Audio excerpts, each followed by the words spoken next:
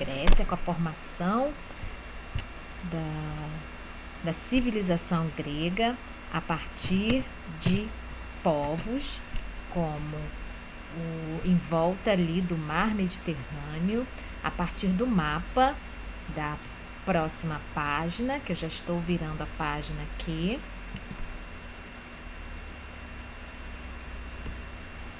O mapa da Grécia, né? Nós vimos a formação da civilização grega aqui, vimos a ilha de Creta, que é essa ilhazinha aqui, é a maior ilha que temos no território grego.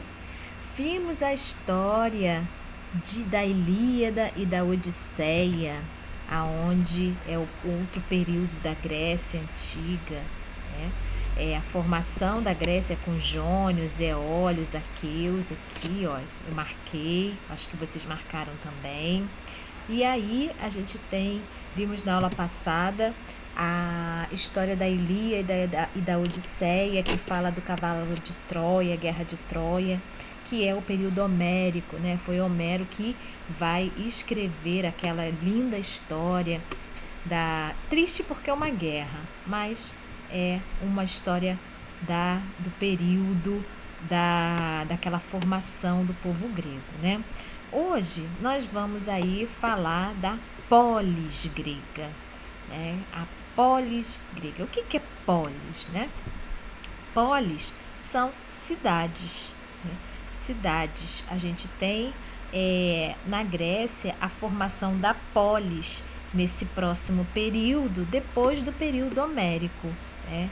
A polis grega, né?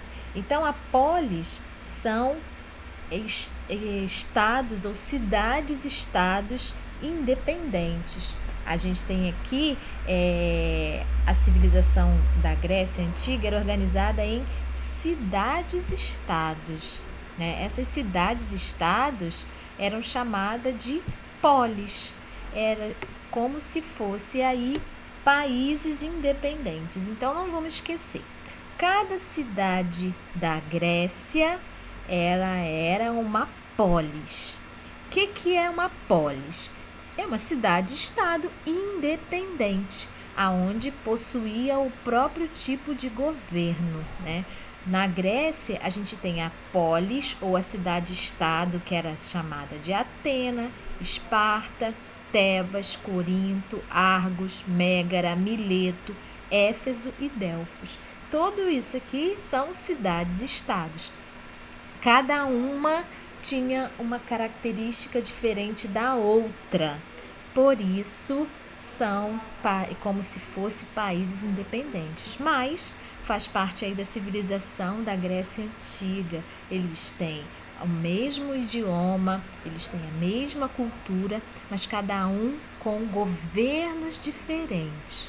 Então, a cidade-estado baseava-se em fidelidades tribais. Foi, de modo geral, a primeira associação política durante o primitivo estágio de civilização. Além disso, muitas montanhas, baías e ilhas gregas eram as barreiras naturais para a unidade política da comunidade e favoreceram esse tipo de organização. Então, as grandes montanhas na Grécia, a gente tem um território cheio de ilhas, vai fazer com que cada local, cada cidade da Grécia tenha aí uma característica diferente da outra. Por quê? A comunicação é difícil, não tem um mar entre elas. Então, a gente não entende a Grécia como um território único. Não é um território único. A Grécia, ela é aí um território com ilhas, tem um mar, tem montanhas, tem baías.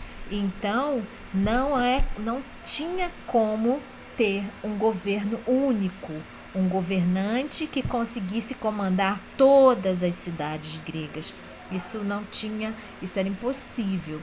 Então, aí surge as cidades-estados ou polis. Os dois nomes são sinônimos um do outro, né? Então, quais formas de governo numa polis? Quais as formas de governo nessas cidades-estados, já que elas são governadas de formas diferentes, né? Então, a gente tem a monarquia, tem polis que o rei comandava a sociedade, a religião, o exército, criava as leis e era o juiz. E o rei governava sozinho. Existem cidades-estados que têm uma oligarquia, que significa o quê? Governos de poucos. Então, a elite, a alta classe, né, as pessoas da aristocracia, os grandes proprietários, é que governava essas cidades. Existia outro sistema de governo que era a tirania, sistema no qual apenas uma pessoa governa após tomar o poder pela força, né? Existe também a democracia. Já ouviram falar essa palavra? Essa palavra é bem atual, a democracia, né? Governo em que os cidadãos debatiam e decidiam livremente as questões da cidade. Então, a democracia grega, né, ela é um pouco diferente da nossa.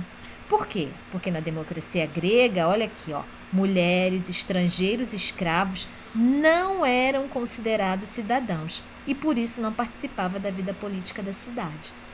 Na democracia grega, apenas os homens atenienses ou os homens daquela cidade é que debatiam livremente as questões da cidade, votavam e resolviam aí, né? Isso é um tipo de democracia primitiva, mas que aí, vamos dizer, a semente da nossa democracia atual, né? Na nossa democracia, todos nós somos cidadãos. Todos, homens, mulheres, índios, crianças, todos nós somos cidadãos. Na democracia da Grécia, não. Apenas homens. E homens gregos, né? Homens gregos. Homens estrangeiros não eram considerados cidadãos. Então, aqui a gente tem um exemplo importante das formas de governo da polis, porque a gente vê que essas cidades-estados, cada uma tinha um tipo de governo diferente da outra. Não era um governo único, não era um homem ou um governo que comandava todas as outras polis. E a polis que iremos conhecer agora é a polis de Esparta.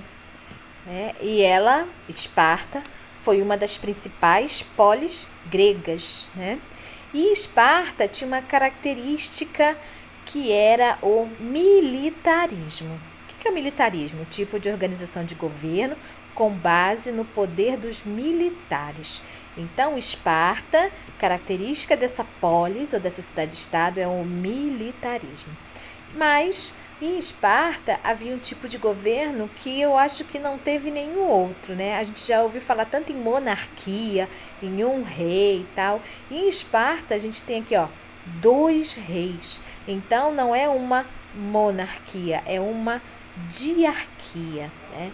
E existem aí os órgãos de representação dessa política, que é o ápela, que era uma assembleia com todos os cidadãos, né? Então, a gente precisa saber que Esparta, ela tem uma característica militar, né? Então, Esparta está ligado aí à formação de guerreiros, né?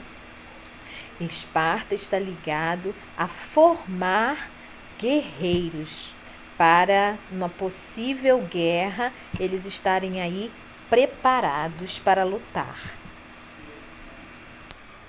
Então, como os espartanos, a gente viu aí que eles são militares, eles estão aí voltados para a guerra, no século 8 a.C., os espartanos começaram a enfrentar problemas com o aumento da população e a falta de terra para cultivar alimentos. Então, eles decidiram conquistar militarmente os territórios vizinhos, né? Após invadirem e conquistarem uma cidade, os espartanos da nobreza, que eram os esparciatas, dividem as terras entre si. Aqui está falando da sociedade espartana, né? Então, os esparciatas, eu botei aqui uma pirâmide social, os esparciatas fazem parte aí do topo da pirâmide, né? É a nobreza. Então, eles vão conquistar outras terras e vão aprisionar as pessoas que já estavam naquelas terras, que são os ilotas. Vamos imaginar que os ilotas eram aí os escravos de Espartas. Então, está aqui na base da pirâmide, né? Os espartanos começam a dominar esse grupo aí conquistado dessa invasão. Eles também dominam territórios nos quais a população não era aprisionadas, porém tinha que pagar impostos a Esparta. Essa população, em sua maioria, descendente dos aqueus, eram chamados de periecos. Então, se eles não são escravos, eles estão aqui no meio da pirâmide social, né? Então, eu fiz a pirâmide aqui para vocês saberem aonde encaixar cada classe social de Esparta. Agora, na próxima página, nós vamos conhecer aí os guerreiros de Esparta, né? Então, quando se fala em guerreiros na Grécia, é sobre Esparta, essa cidade que estamos falando. Então, os espartanos herdaram a tradição militar dos seus ancestrais, os dórios, e tornaram-se excelentes soldados, temidos em todo o mundo grego.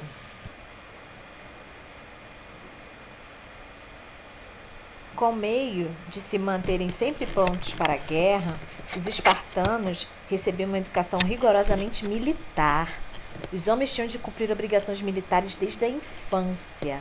Então, desde os 7 anos de idade, os homens de Esparta tinham que ser treinados para a guerra. Olha há quanto tempo, hein? A vida toda treinando para a guerra, né? A educação espartana era treinamento militar, né? Eles tinham que mostrar coragem, bravura, tinha que ter assim o caminho da sua vida era para ser guerreiro espartano, né? Tinha que ter força física,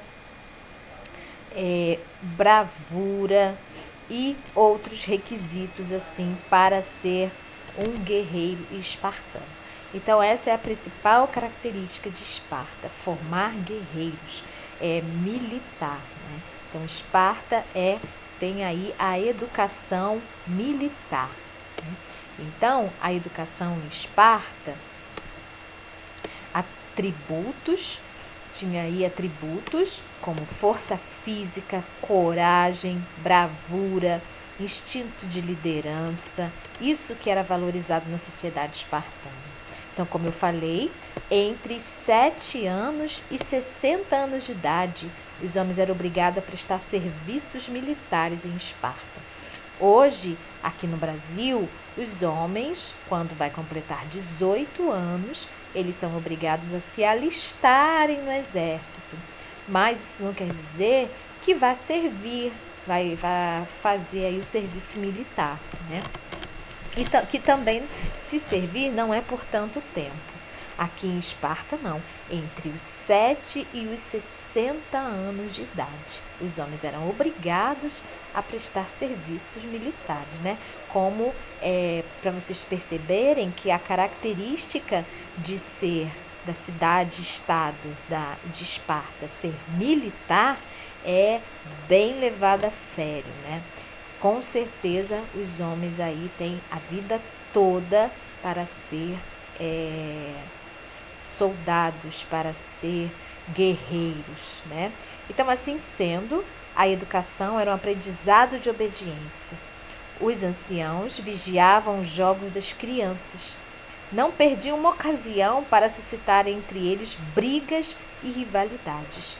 Ensinavam a ler, a escrever apenas o estritamente necessário.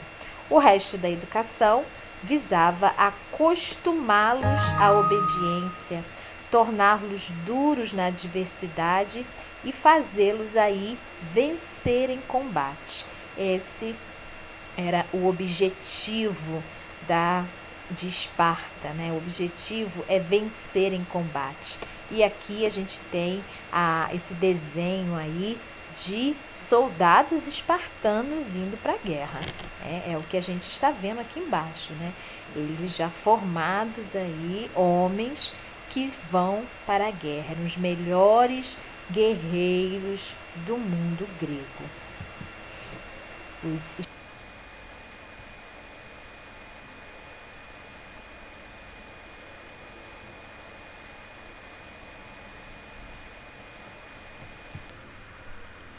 Agora vamos virar a página 285, vamos fazer a atividade que falta dessa página. Até a próxima aula.